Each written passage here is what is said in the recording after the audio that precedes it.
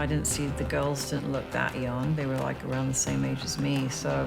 Are you still in contact with Andrew? I don't talk about on camera. Yeah. What's going on, everyone? Welcome to the Behavioral Arts. My name is Spidey and I use my degree in sociology and psychology, my certifications in criminal interrogation and body language analysis, and over 10 years experience as an award-winning mentalist to teach people behavioral analysis and practical psychology on stages and television shows all over the world. This video is going to be a very quick follow-up to the video I released a couple of days ago about Meghan Markle's family. So 7 News released an exclusive spotlight where they interviewed her father, her brother, and her sister, and we went into great detail about body language, facial expressions, word choice, to try to figure out what's really going on, what they're really feeling and thinking. But in that same exclusive video, there was a segment where they talked about Prince Andrew and Lady Victoria Hervey. His ex-girlfriend had some things to say. And in this video, we're gonna look at 2 of those clips because there's such interesting stuff happening behaviorally that we have to talk about. So let's just take a look at them. Here is the first one. Pay attention to body language, facial expressions, word choice. There's a lot going on. I met him back then and I never saw anything really, out of the ordinary. I didn't see the girls didn't look that young. They were like around the same age as me. So it's just easy to say stuff now. Or back then, like he would have been completely oblivious to anything. Just for the record, what was your relationship with Prince Andrew? I don't really want to get into it right now, but mostly a friendship, really. Yeah. Okay, so there it was. I'd love to hear from you. So if you need to go watch it again, go watch it again. And leave me a comment. Before we go on, leave me a comment. Let me know what you thought about that. Did you feel like that was an honest statement? Was it a dishonest statement? What indicates or what compels you to believe one or the other? I would love to see some of your comments. Okay, my turn. So before we go into this, I have to do my lie detection disclaimer. So what we see in crime shows and movies is highly inaccurate. There isn't a single behavior that someone can display that would allow you to know that they're lying. Whatever you've read, whatever you've seen in movies or in videos where, if they do this one thing, their eye goes this way, or this one thing happens with their arms, they're definitely lying, doesn't exist. If it existed, trials and interrogations would be much faster. So how does lie detection work? Well, we know a couple of things about most liars. Most liars are a little bit more stressed than truth tellers, and most liars have an increased cognitive load. It means their brain is doing more because telling the truth is easy. You think of the truth, you tell the truth, that's it. But when you're lying, you have to remember other statements you've made. You have to think about your lie. You have to formulate your lie. You have to present your lie. You have to see if it's working. So your mind is much busier. And finally, liars inherently know that what they're saying isn't true, so they present it a little bit differently. They sell it a little bit more, which is why we say truth tellers often tell, liars often sell. So these are generalizations. What they do is that they cause a certain shift in behaviors, which is very different for every individual person. Nobody lies the same. We all feel joy, anger, sadness, and a bunch of other emotions the same way, but we don't all express deception the same way. So what we look for is clusters that deviate from baseline. What that means is we don't look for one behavior, we look for multiple behaviors that indicate stress, increased cognitive load, or selling a story, and we look for multiple of these signs happening at the same time. The reason it's important for these behaviors to deviate from baseline is because some of these behaviors just might be something that this individual person does. So I might talk about a behavior now, and you might say, no, wait a second, I do that all the time. If you do it all the time, it's part of your baseline and does not contribute to a cluster of deception. Now, a cluster of deception doesn't indicate for a fact that someone is lying. It just means that there's an increased probability that they're lying. And all it means in an interview or interrogation is we need to ask more questions about that topic. The goal is still to get a confession from the person. That being said, in this statement that Lady Victoria Hervey made, there is a cluster. There is a mother of clusters. This is a mother cluster. So let's talk about what we're seeing here. I met him back then and I never saw anything really, out of the ordinary. I didn't see the girls didn't look that young. They were like around the same age as me. So it's just easy to say stuff now.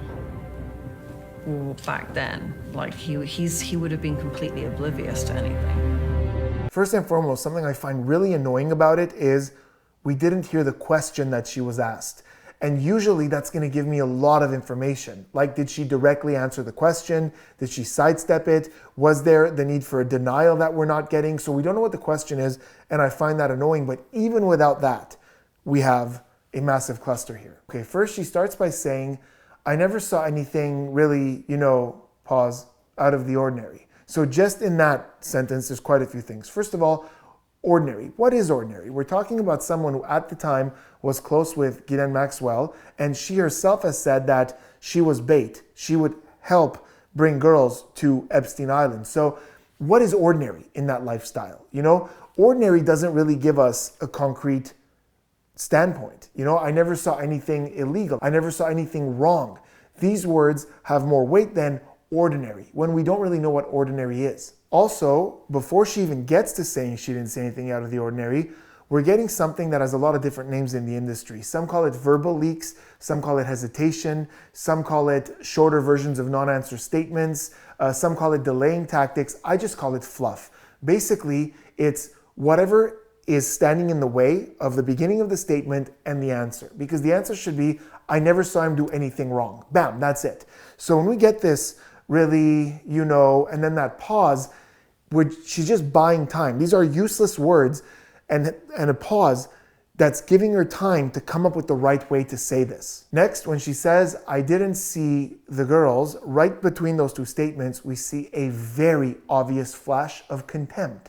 Now, although deception may not be universal, contempt absolutely is. Contempt is one of the universal expressions, which means all over the world, you're going to find people express contempt exactly this way.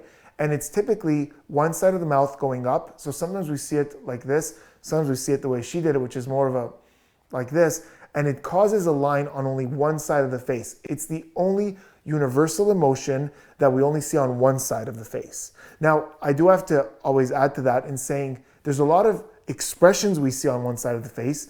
Like when someone's being a little smug, we might see a half smile. Or when someone's being suspicious, we might see something like this. But contempt is the only universal emotion that we see on one side of the face. Emotions that are the same everywhere in the world. While we see that mouth of contempt, which is unmistakable, we see something in the eyes that's very telling. It's called looking askance, or more commonly, side-eye. So we're seeing her kind of look like this. And this is something we do when we're suspicious of something or trying to distance ourselves from something. And it also happens a lot combined with contempt, because we're not giving it our full attention. We're just kind of trying to distance ourselves from it. And contempt is the feeling of moral superiority. So in this moment, as she's thinking of that scene, those girls, there's something making her feel contemptuous and kind of suspicious about that situation. So even if her words are saying, there wasn't really anything that out of the ordinary, her face is giving her away hard. Then we have this glorious statement. The girls didn't look that young. They were like around the same age as me. And these are called exclusion qualifiers. And basically, exclusion qualifiers are a subtle way to make it sound like we're telling the truth when we're really not. There is a massive difference between saying that girl is not young and saying that girl isn't that young. In saying that that girl is the same age as me and saying that girl is like around the same age as me. So an exclusion qualifier gives me a bit more liberty to make my answer more vague. So yeah, exactly like this. Instead of saying the girls weren't young, it's they weren't that young. And they were like around the same age as me. This is so vague. When you look at the statement, it should be they weren't young, they were my age. But that's not what it is. During that statement and several other times throughout this entire statement, we see a one-sided shoulder shrug. We see her left shoulder popping like this as she's talking. In his best-selling book, What Everybody is Saying, ex-FBI interrogator and best-selling author Joe Navarro, who is one of the biggest authorities on body language in the world, talks about the difference between one-sided shoulder shrugs and two-sided shoulder shrugs. Two sides generally denotes an actual lack of something, a lack of knowledge or a lack of caring. But when it's one, it's a lack of confidence in what you're saying. And it's perfect in this case, because combined with these exclusion qualifiers, this fluff around the answer, it would totally make sense that we're getting this low confidence shrug. Immediately after the statement, we see a very clear lip compression. Her lips just thin out. And lip compression is very consistent with withheld opinion or disagreement. So you might notice when someone says something and you disagree, you might go, not so sure I agree. Or people are talking about something and you have something to say, but you really don't want to say it. So you get this kind of thing. So lip compression is literally just trying to hold our words in and is very consistent with something that we're not saying fully. Then she says, it's just easy to say stuff now or back then. What? Like what is that? That's so much fluff. Like that's just a bunch of words that mean absolutely nothing and don't answer anything. So listen, in my experience, you can never see a cluster of something and say, that person's for sure deceptive. But when we're seeing this many clear things that typically we see together in high deception, that look of contempt while she's talking about the situation, the lip compression, that fluff in the beginning, the exclusion qualifiers, this is a lot. So again, I can't say anything with certainty, but I would have a lot more questions for her, and an interrogation or an interview, this is a big, big red flag for me, where I would want to ask a lot more questions and try to get more details out of her to see where she's going to start falling apart. Just for the record, what was your relationship with Prince Andrew? I don't really want to get into it right now, but mostly a friendship, really. Yeah. Okay, first of all, I'm so confused. Every article I've read about her, every news story I've seen about her, and even in this documentary, they say former girlfriend. So isn't it known pretty much that they were dating? I thought that was public knowledge. Anyways, whether it was public knowledge or not, there's definite deception here as well, cluster of deception. First, we have a little hesitation. I wouldn't give it too much attention. Here's a great reason why clusters are important. If it was alone, it wouldn't matter much because there's a bit of an before she answers, but it's not huge. It's not that much, but there's a lot more stuff that happened after that. There are a lot of things happening with her eyes throughout that answer. Particularly, we see this very big eye block or slow blink where the eyes are just closed for a couple of seconds as she's talking. Now, closing the eyes is something we do when we're trying to keep thoughts in or keep thoughts out. So when we're focusing on something, we might close our eyes like this, or when somebody gives us bad news that we don't want to deal with, we might just close our eyes like, I don't want to deal with that. And this is very significant because research has shown that we see this in children who were born blind. So it's not like they observe this. It's not like they need to block out thoughts or distractions. This is something that is innately human. The reason we might see it in deception is actually both those things. Either we're really trying to hold on to a thought to try to figure out how to say it, or there's something that we don't want to talk about, we're trying to keep out of our heads. That's why we see this slow blink. One way or the other, it's part of a cluster, and we're seeing it here. Just before the slow blink, we're also seeing a very quick flutter, and fluttering like this when the eyes go is just processing, when we're trying to process something. And here I think she's just trying to process what it is she wants to say, how she wants to formulate this. And then I hope you guys heard it. We get another exclusion qualifier, mostly friendship, really. So not friendship, mostly friendship. So there was friendship and there was some other stuff, but the friendship was most of it. It's almost like she's basically telling us it wasn't just friendship. Are you still in contact with Andrew? I don't talk about it on camera. Yeah. Okay, what? That's such a bizarre answer. I feel like the reason she doesn't talk about it on camera is because it's like there's no winning answer. If she says no, she's not, well, why not? How come you're not friends? What happened there? And that opens the floodgates. And if she says yes, it justifies why she's defending him, right? Oh, well, you're still friends. That's why you're defending him. So I feel like this non-answer, because that's what it is. It's literally a non-answer. There's nothing to look into. She just doesn't answer the question.